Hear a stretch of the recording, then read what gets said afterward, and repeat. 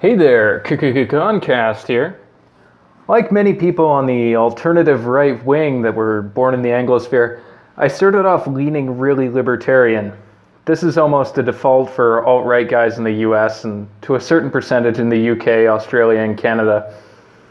You know, the eternal Anglo usually has a pretty heavy distrust of government, and this is not exclusively American.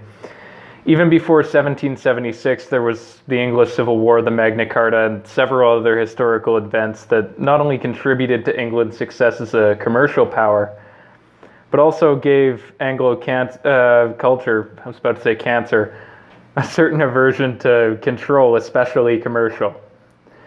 This means that I also read/watched my fair share of cuckolds at Reason Magazine, or Reason TV as they're called now. And despite forgetting most of their meaningless pseudo-liberal drivel about my marijuana and my poop dick, one thing I do remember is a roundtable they did on intellectual property. It began with the following opinion statement.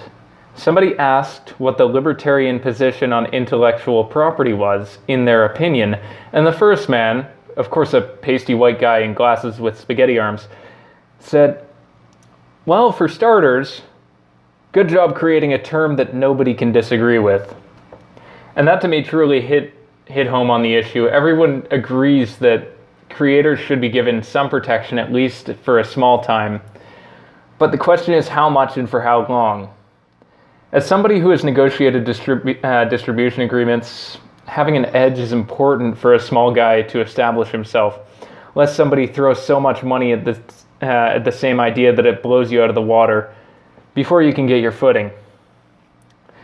The reason I bring this up is that a woman contacted me via Facebook to say that thoughtcast was her trademark in English-speaking countries. I have no reason to believe this is true other than a link to her blog and her Facebook profile saying she worked at her blog, thoughtcast. And even if she did, I would have no obligation to change my titles because I don't live in the Anglosphere.